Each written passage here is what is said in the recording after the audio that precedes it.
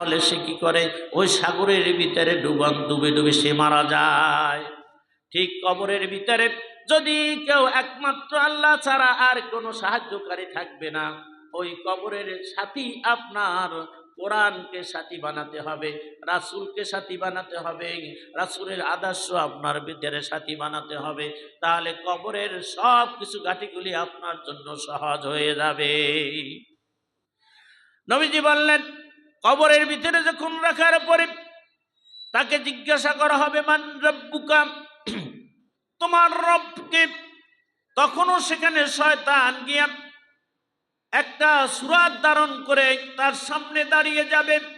আর যখন এই প্রশ্ন করা হবে, আর ওই মৃত্যু ব্যক্তিকে ওই শয়তান ইশারা করে বলবে, তুমি বলো আমার রব কে?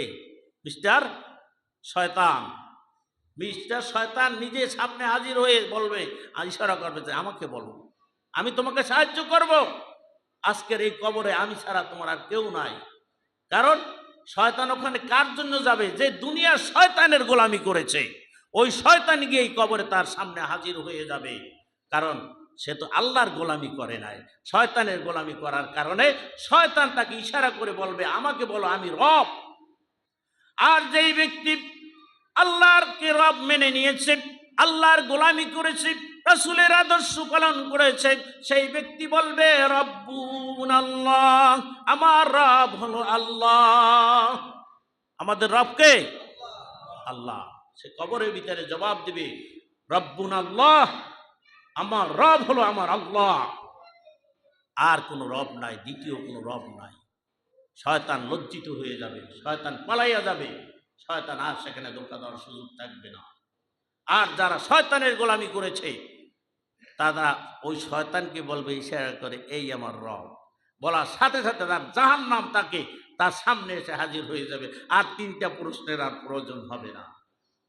আর তিনটা প্রশ্ন যখন করবে, মান রব্বুকা, তোমার রব কে? সে জবাব দিবে, রব্বুন আল্লাহ। ওমান দিনুকা, তোমার দিন ইসলাম কি ছিল? তোমার দিন ইসলাম কি? ধর্ম নিরপেক্ষতাবাদ ছিলাম, পুঁজিবাদ ছিলাম, সমাজবাদ ছিলাম?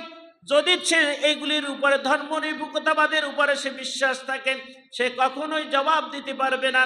আর যদি সে একমাত্র তার দিনুনা ইসলাম, যদি তার ভিতরে সে ইসলামকে মানায়, কোরআনকে মানে, তখন সে জবাব দেবে, আমার দিন হলো দিনুনা ইসলাম। সুবহানাল্লাহ। আমার দিন হলো কি? ইসলাম। আর এই ইসলামের উপরে গোটা জীবন চালাইলে সে জবাব দিতে পারবে। এরপরে বলবেন, লাস্টে যখন নবীকে দেখানো হবে এবং নবী সম্পর্কে বলবে, আমান নবিয়ুকা, তোমার নবীকে। যদি নবীর আদর্শ তার ভিতরে থাকে, তখন সে জবাব দিবে, আমার নবী মুহাম্মদ রাসূলুল্লাহ। সকলে বলি সাল্লাল্লাহু আলাইহি ওয়াসাল্লাম। আমার নবী হলো মুহাম্মদ রাসূলুল্লাহ সাল্লাল্লাহু আলাইহি ওয়াসাল্লাম। রাসূলের আদর্শ যখন তার ভিতরে থাকবে, তখন সে এইভাবে জবাব দিতে পারবে। যদি কেউ এইভাবে জবাব না দিতে পারে, তারপরও রাসূলকে তার সামনে হাজির করে দেখানো হবে যে, হাজার রজুল, এই ব্যক্তিকে কি চেনো? আল্লাহু আকবার, আল্লাহু আকবার। আল্লাহ চান না, আল্লাহ চান না যে তার বান্দা জাহান্নামী হয়ে যাক। আল্লাহ চান না কবরের ভিতরে আপনার আযাব হোক। তারপরও আপনার সামনে আপনাকে মাফ করার জন্য আপনার সামনে নবীর চেহারা মোবারক রাসূলকে হাজির করা হবে। আর বলবে, হাজার রজুল, এই ব্যক্তিকে কি তুমি চেনো? তখন যদি সে মুমিন হয়, সে যদি ইমানদার হয়, সে যদি রাসূলের আদর্শবান হয়, রাসূলের উম্মত হয়, তাহলে সে জবাব দেবে, হাজা মুহাম্মদ রাসূলুল্লাহ সাল্লাল্লাহু আলাইহি ওয়াসাল্লাম। হ্যাঁ, আমি চিনি, ইনি হলেন আমাদের নবী মুহাম্মদুর রাসূলুল্লাহ সাল্লাল্লাহু আলাইহি ওয়াসাল্লাম। এখন বলেন, রাসূলের আদর্শের উপর আমাদের থাকা দরকার আছে কিনা? রাসূলের তরিকার উপর থাকার দরকার আছে কিনা? আল্লাহর আইন মানার দরকার আছে কিনা? যদি এগুলি না মানতে পারি, ভাইরা আমার, কিয়ামতের ময়দানে দূরের কথা, কবর থেকে আপনার আমার শুরু হয়ে যাবে।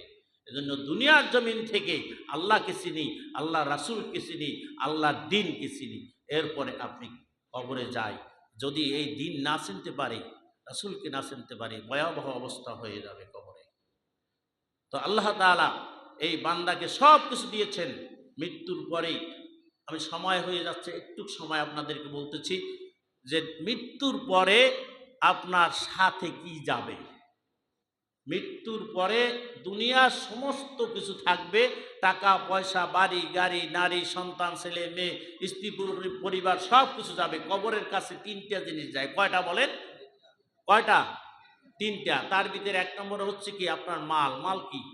মাল হলো ওই কোদাল, খন্তা, কুড়াল, যা কিছু যায় এটাই আপনার, এই মালটা ওখানে গেছে। এই মালটা কে থাকে ওখানে? মালটা ফেরত নিয়ে আসা হয়। এরপরে দুই নম্বরে যায় আপনার ছেলে সন্তান, পিতামাতা, আত্মীয় স্বজনেরা ওখানে যায়।